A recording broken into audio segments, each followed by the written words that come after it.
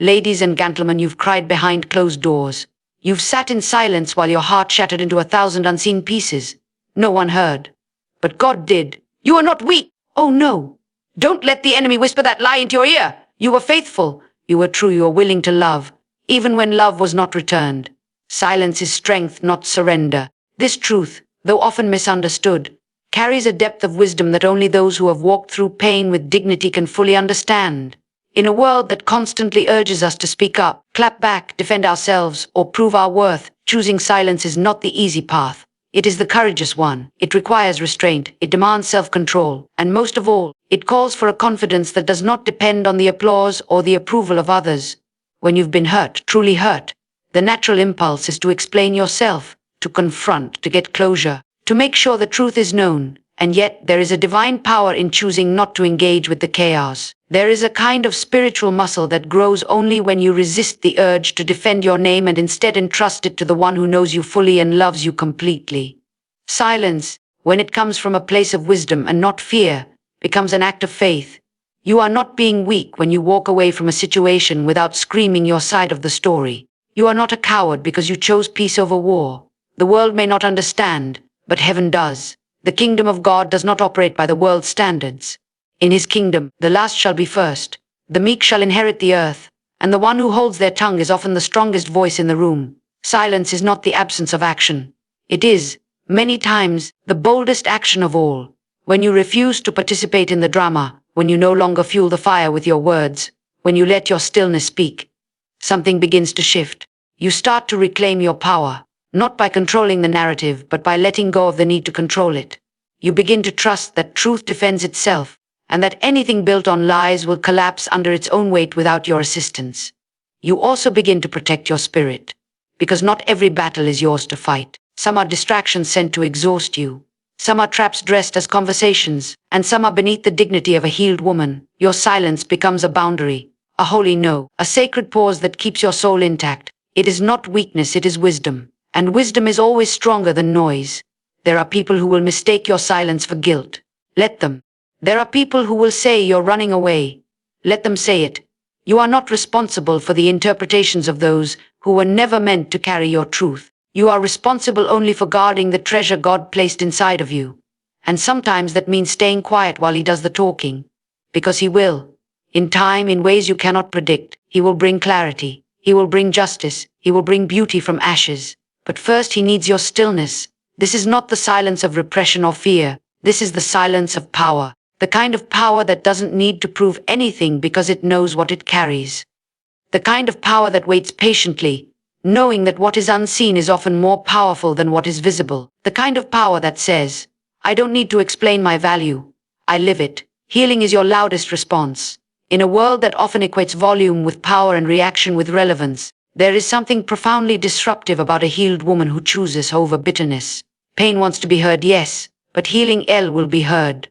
It echoes not in noise but in presence, in steadiness, in the way your eyes shine again, in the way you carry yourself, not with arrogance but with assurance. When you heal, you don't have to scream your side of the story. Your freedom becomes the story. Your joy becomes the evidence. Healing is not silent. It just speaks a different language. It speaks in the way you no longer shrink. It speaks in the peace that settles over you in places where anxiety used to live. It speaks every time you choose rest over chaos, forgiveness over revenge, and purpose over pain. Healing doesn't announce itself with fanfare. It walks in slowly, steadily, undeniably. And when it takes root, the need for explanation falls away. The people who once looked for signs of your brokenness begin to see something else. They see growth. They see radiance. They see someone who is no longer defined by the wound. There is a temptation, when you've been hurt, to make sure everyone sees what you went through. There is a desire for validation, for witnesses, for acknowledgement. But the real revolution happens when you no longer need it. When your peace becomes so full, so anchored that you no longer crave their understanding. Healing takes you there. Not overnight, not all at once. But layer by layer it peels back the sting of betrayal, the ache of disappointment, the exhaustion of explaining. And in its place it plants something stronger: dignity, clarity, purpose. When you heal, you disrupt the cycle. You break patterns. You confuse those who expected you to stay broken. You become an answer, not a reaction. You become the evidence of grace. You become the proof that what was meant to destroy you became the very soil where something greater began to grow. And that kind of transformation doesn't require words. It radiates. It shifts atmospheres. It moves in silence but with undeniable presence. They may never apologize. They may never acknowledge the damage they caused. But healing lifts you out of the courtroom and into the garden. You no longer live to prove them wrong. You live to prove God right. That His restoration is real. That His love can fill every hollow place. That His peace can silence every lie. Healing is not about pretending it didn't hurt. It's about no longer needing the hurt to shape your identity. It's about becoming someone who can bless what once broke you. Not because it deserved a blessing, but because you deserved to be free. There is a sound to healing. It's the sound of laughter that returned after being gone so long you forgot what it felt like. It's the sound of your footsteps walking away from old patterns. It's the sound of silence where chaos used to live. That sound is not loud to the ear, but it is deafening to the spirit world. It announces that you survived. It proclaims that you are whole. It declares that what was sent to silence you has now become the platform where your power stands. You don't need to scream. You don't need to retaliate. Your healing will tell the whole story. Without rage, without revenge, without residue. It will speak in your softness, in your wisdom, in your unshakable peace. It will be heard in every room you walk into, every relationship you elevate, every decision you make that is no longer ruled by pain. Rise without revenge. There is a kind of rising that doesn't make noise, doesn't seek to prove a point, and doesn't need an audience. It's the rising that happens deep within, a holy, sacred, and private resurrection. This kind of rising is not fueled by anger but by clarity, not by the need to show someone what they lost, but by the realization of what you found within yourself. It is the rising that happens when you let go, not because they deserve it, but because you do. Revenge is the counterfeit of justice. It promises satisfaction but delivers bitterness. It asks you to dwell in the same darkness that tried to destroy you. But you were never created to stay there. Rising means stepping into the light without carrying the weight of what was done to you. It means leaving the burden behind, even when the wound still aches.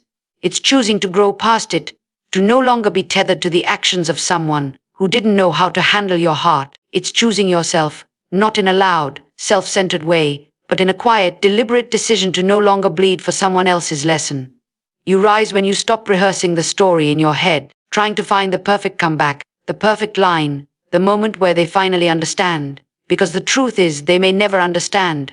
They may never apologize. They may never even look back. But rising means you stop waiting for that moment. It means your healing no longer depends on their acknowledgement. It means your life is moving forward, and whether they witness it or not is no longer your concern. Revenge keeps you tethered to what hurt you. It chains you to the offense. It traps you in a loop of pain, but rising without revenge cuts the cord. It frees you. It allows you to breathe in spaces where pain once sat heavy on your chest. It lets you walk into new seasons without dragging old battles behind you. And that kind of freedom can't be faked. It shows. It glows. It becomes evident in your choices, your energy, your softness, and your strength. There is a beauty in rising quietly, not announcing your comeback, not flaunting your healing, not needing to prove that you're better, just being better. Not better than them. Better than who you were when they hurt you. You rise when you stop allowing your pain to narrate your decisions. When you stop being reactive and start being rooted. When you step back, not to retreat but to realign. People will wonder how you kept your dignity. They'll wonder why you never retaliated. Why you didn't clap back. And the answer will never be weakness. It will be strength. Strength that chooses peace. Strength that chooses legacy over momentary satisfaction. Strength that refuses to give anyone else control over your spirit. That kind of strength doesn't shout. It doesn't fight for the last word. It simply lives well. Rising without revenge is a form of power the world cannot replicate. It's divine. It's refined in fire and proven in silence. It doesn't need validation. It doesn't need an audience. It just is. It walks tall. It moves forward. It breathes freely. And the higher you rise, the less you even remember what was meant to keep you down. Because rising changes your view. It shifts your perspective. You start to see that what was once so big, so loud, so heavy, now looks small from where you stand. Choosing not to retaliate doesn't make you passive. It makes you powerful. It takes more courage to walk away than to engage. More faith to trust the process than to force an outcome. More wisdom to let God do what only He can do. Let your life be the testimony. There comes a point where explanations are no longer needed. Where defending yourself becomes unnecessary, and where the most powerful thing you can do is simply live well. Not pretend, not prove, just lily, boldly, freely, because your life, how you carry it, how you heal, how you rise, will say everything that words could never capture. It will be your answer to what tried to break you. Your quiet but thunderous declaration that you are not what happened to you. You are what you chose to become afterward. There is something sacred about letting your healing do the talking. When people see you smiling again, breathing again, showing up again, not as a shell of yourself, but as a whole, vibrant, peaceful soul, there is no need to explain the details. They'll feel it, they'll see it. The glow, the calm, the confidence, it all speaks volumes. Because when someone truly walks through fire and comes out refined, not scorched, you don't have to tell their story. You can feel it in their presence. Letting your life be the testimony means choosing to walk in grace, even when you were given every reason to be bitter. It means choosing softness after you were hardened by betrayal. It means choosing to show up with open hands instead of clenched fists. Not because it was easy, but because you refused to stay stuck. Because you knew the story wasn't over. Because something in you refused to be defined by one chapter, one person, one wound. There is a temptation to make sure everyone knows what you endured. To tell your side before it gets twisted. To prove how loyal you were, how much you gave, how deeply you were hurt. But your life aligned with purpose, peace, and divine restoration becomes the evidence. It becomes the mirror that reflects not only you are but who you refuse to become. That reflection will be noticed. It will speak to hearts without you ever opening your mouth. Living as the testimony is not about perfection. It's about presence. It's about being so rooted in your healing, so connected to your purpose, that your life naturally repels what no longer belongs. You won't need to argue with people who misunderstand you. You won't need to chase closure.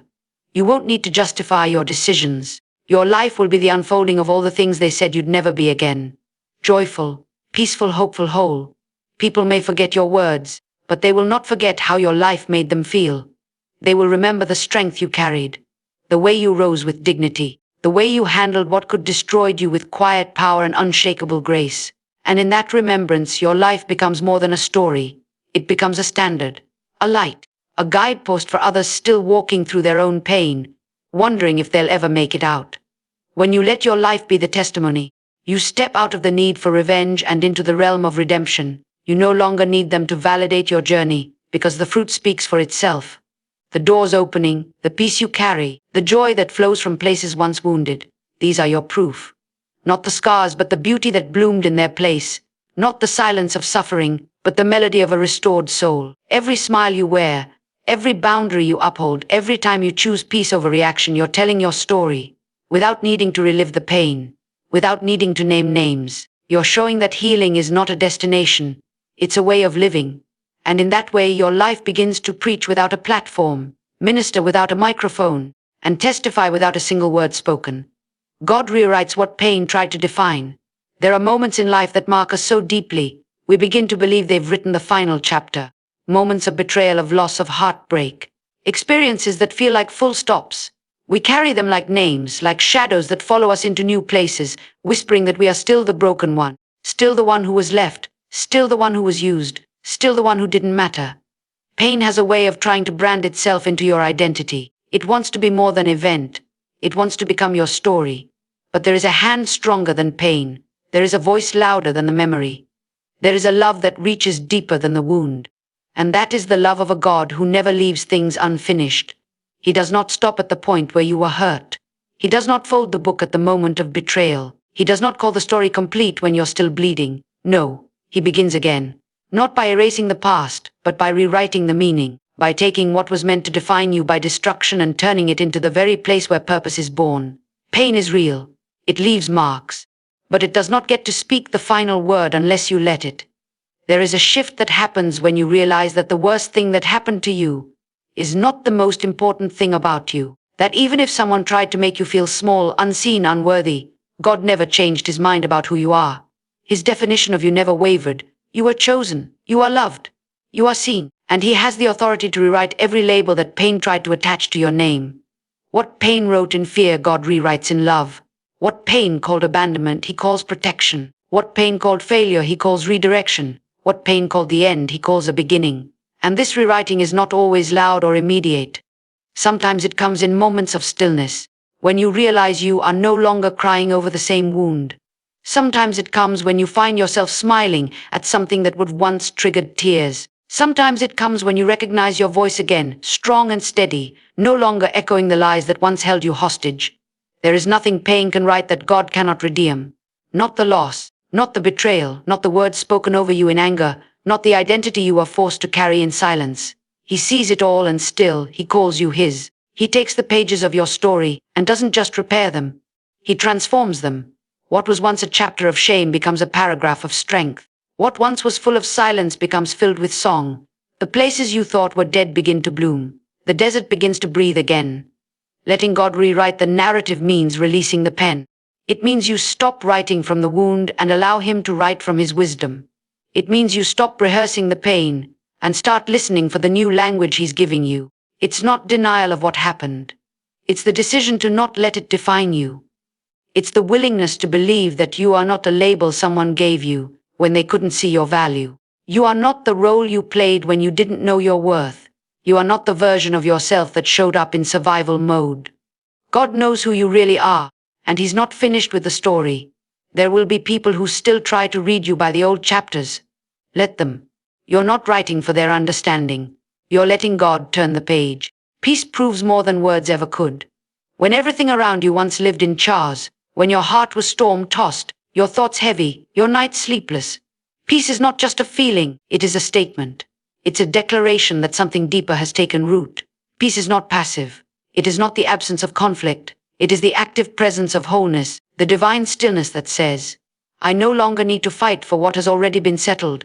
And when you carry that kind of peace, it becomes louder than any accusation, any rumor, any attempt to draw you back into disorder. There are people who expect you to fall apart. People who watched you suffer and assumed that would be the end of you. There are even voices in your own mind that tried to convince you the storm would consume you, that you'd never be okay again. But peace walks in as the quiet answer. It doesn't shout. It doesn't defend. It simply is. And when you carry it, it shows. It shifts the atmosphere. It calms the room. It confuses those who expected rage, bitterness, or revenge. And instead, they find you anchored. That kind of peace cannot be faked. It is not the surface smile you wear to hide the pain. It is not the forced calm that masks the storm inside. No. True peace comes from deep surrender.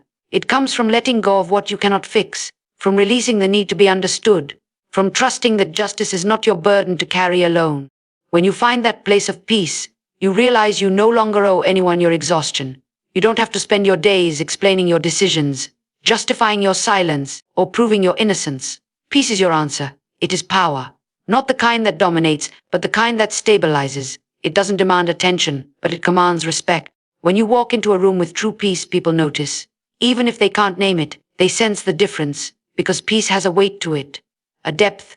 It cannot be moved by petty things. It does not flinch in the presence of immaturity. It stands firm. It listens more than it speaks. It blesses even when it's been cursed. Not because it's blind, but because it's wise. Peace also protects. It guards your heart, your mind, your energy. When you've tasted it, you become unwilling to trade it for cheap drama or empty conversations. You stop reacting to every whisper, every comment, every old trigger. Not because you don't feel, but because you now value your inner stillness more than being right. You've learned that responding isn't always necessary, that some things are better left unanswered, that not every invitation to chaos deserves your presence. Peace teaches you how to choose your battles. More than that, it teaches you how to walk away from them altogether.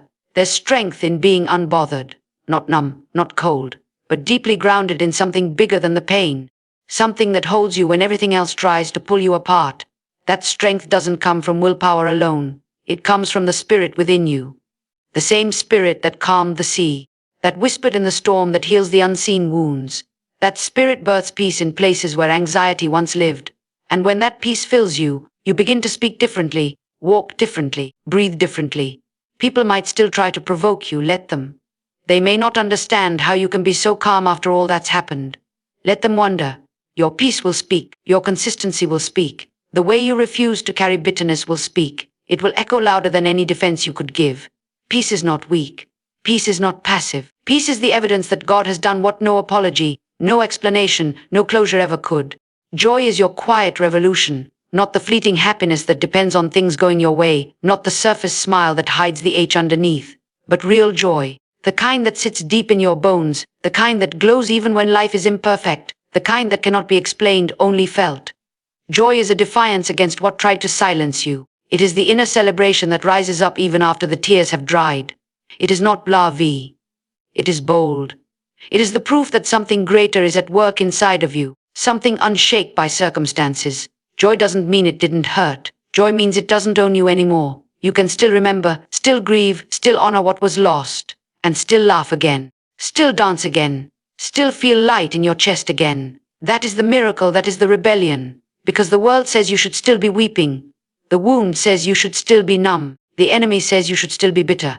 But God whispers something different. He says you can live. He says you can sing again. And that song is joy. They may not understand how you can smile again, how you can show up full of light when they thought they had drained you of it. Let them wonder. That smile didn't come cheap. That laugh didn't come easy. You fought for that. You chose it. You walked through fire for it. And now it's yours, not as a performance, but as a promise, a sign that nothing was wasted, that God really does restore, that even after all that broke you, you are still capable of beauty, of wonder, of delight. There is nothing louder than a joyful woman who was once silenced by sorrow. Her presence becomes a testimony. Her laughter becomes a weapon. Her light becomes a lighthouse for others still walking through their own darkness. Joy is contagious. It spreads hope without even trying. When others see you living in that kind of joy, not because everything is perfect, but because you've tapped into something eternal, it awakens something in them. It tells them healing is possible. It tells them they too can come out on the other side. Joy doesn't need to be announced. It doesn't need an audience.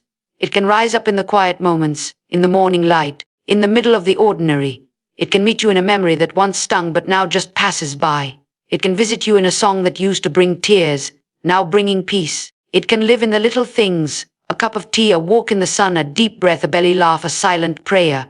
Joy doesn't require a stage. It simply requires permission. The enemy doesn't fear your pain as much as he fears your joy, because pain keeps you focused on survival. But joy means you're thriving. Joy means you've remembered who you are. It means you've come home to yourself. It means you've stopped looking at the past as a prophecy and started looking at your future with expectation. That's what joy does. It shifts the focus. It takes the weight off. It lets you breathe again. It teaches you that your life is still good, still worthy, still beautiful. There's power in choosing joy. Not the kind that ignores reality, but the kind that walks through it with grace. The kind that says, yes, this happened. Yes, it hurt. But I'm still here. And I'm not just surviving. I'm living. That kind of joy becomes your revolution. It becomes your quiet resistance. It becomes the evidence that no one gets to steal your light. That no moment of pain gets to define the rest of your days. You don't owe your healing to their awareness. Healing is not a performance for someone else's recognition, nor is it a waiting room for their apology. It is sacred. It is personal. It is between you and God. When someone wounds you and walks away, it's easy to believe that your restoration must be witnessed by them. That closure is only real if they see your pain, hear your truth, understand what they did. But healing begins the moment you stop needing their presence to validate your process. You do not have to be seen by the one who hurt you in order to become whole. There is something deeply powerful in detaching your growth from their gaze. You are not healing to prove a point. You are not rising to send a message. You are not becoming whole just so they can see what they missed. That's not healing. That's still bondage. Real healing is silent, often unseen by the very people who caused the wounds. It happens in the quiet moments when no one is watching. In the prayers whispered through tears. In the choices made when nobody claps. In the boundaries drawn without fanfare, and those moments are enough. Your healing is not a stage, and you are not the actor in a play written by someone else's regret. You are the author now, and you get to write from truth, not from pain. When you stop centering your healing around someone else's understanding or repentance, you take back your power. You step out of the waiting. You no longer look back, wondering if they'll ever get it. 'Cause maybe they won't. Maybe they'll never come back to acknowledge what they did. Maybe they'll never say the words you wanted to hear, but that cannot be the thing that holds you hostage. You were never meant to live in emotional limbo waiting for a verdict that may never come. Freedom comes when you say, I don't need them to know in order for me to be whole. That's when true healing begins. Not when they understand, but when you understand. When you understand that what happened to you matters, but it does not own you. When you understand that pain may have shaped a part of your story, but it does not get to be the ending. When you understand that healing is not about making them watch. It's about making peace with yourself. There's a deep kind of strength that blooms in those who stop waiting. A quiet dignity in those who refuse to tie their worth to someone else's recognition. You don't need their eyes on your healing for it to be real. You don't need their remorse to validate your pain. You don't need their voice to confirm your value. When God heals you, He makes it real in the deepest parts of you. Not for performance, not for revenge, but for peace. Peace that surpasses understanding, including theirs. You may still carry the memory, but you don't carry the weight. That's healing. You may still feel the scar, but it doesn't throb with the ache it once had. That's healing. You may still see their name or hear their voice, and yet feel nothing but stillness. That's healing. And you got there not because they came back, but because you moved forward. When you finally understand that your wholeness is not their responsibility, you become free in a way no apology could ever offer. You stand in your truth, not because someone else finally acknowledged it, but because you did. You see yourself clearly. You recognize your worth. You no longer need them to see it in order for it to be true. And in that realization, you become untouchable. Not cold, not bitter, but complete. Beloved, the beauty of this journey is not that you were never broken, but that you refused to stay shattered. Without lifting your voice in defense, without pleading for understanding, without demanding the apology that never came, you flipped the script. You stood when it would have been easier to fall. You healed when it would have been easier to hate. You chose light when darkness had every right to claim you. And now your life preaches louder than any words ever could. Not in bitterness, but in boldness. Not in vengeance, but in victory. You are the proof that grace rewrites what pain tried to define. You are the evidence that peace, joy, and freedom are not something someone else can give or take. They are yours because God authored your restoration. And that, my dear, is how you rise without saying a word.